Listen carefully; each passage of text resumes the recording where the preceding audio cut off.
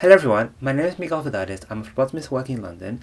It's been nearly 2 years that I've become a phlebotomist, and in this video I just want to give you guys some tips for the phlebotomy experience interview. So I applied for a band 2 phlebotomist role, which is basically like an entry role in my current hospital, and for what I can say is that they're not looking solely at your phlebotomy experience per se. They're actually looking more deeply into that. They're looking for your skills and your willingness to adapt to this new and demanding role. They do this by asking a variety of questions, and these questions can deal with a lot of things, like for example, are you a quick thinker? Are you able to work by yourself? Do you work well under pressure? Because honestly, this job is very, very pressured. Like, you have a lot of pressure on you and you're working by yourself. So all of these things really do question you. The reason why I say that your phlebotomy experience isn't actually necessary too much for this specific role, for like an entry role, is because the hospitals actually will still train you further, because they want you to be up to par to their way of working, and making sure that when they send you up to the wards, or for example in the clinical areas, or just anywhere really, you're able to produce.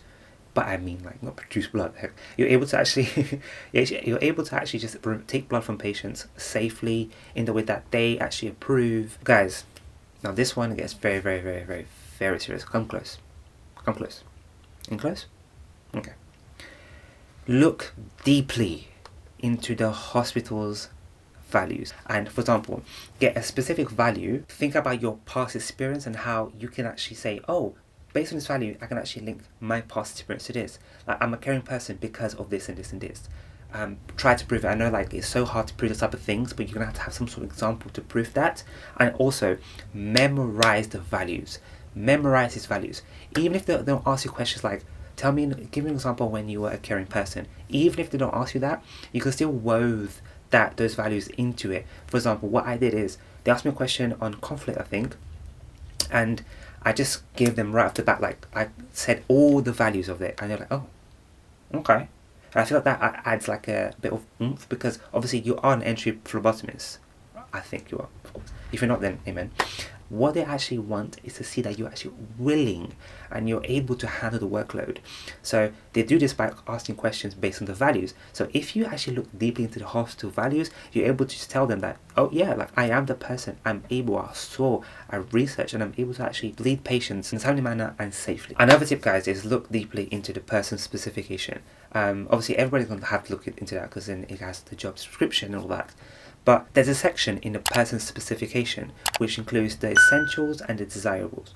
These two things are very, very crucial. Look deeply into the essentials. These are the things that they're looking for in a person. So in those things, try to link your past experience to it. Guys, it can even be like a role that you did like back in the day.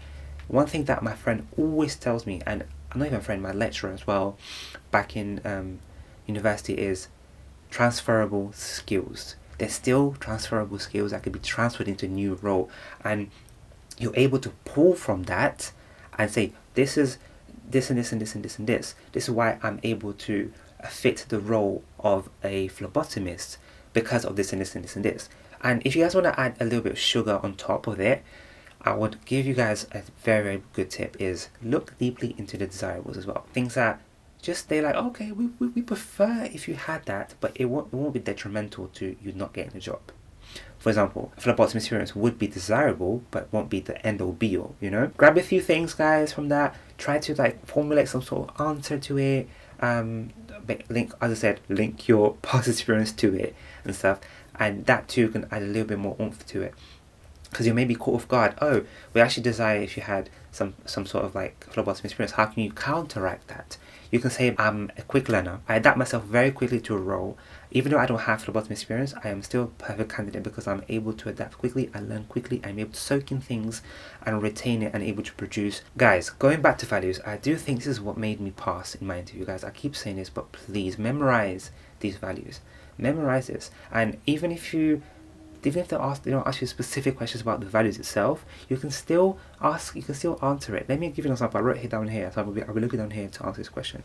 So I wrote an example type of answer that I would have given, including the values. So let's say, it reads, after reading upon the values of the hospital, these being so and so, it was evident that I fit those values well because of my experience and my personal attributes.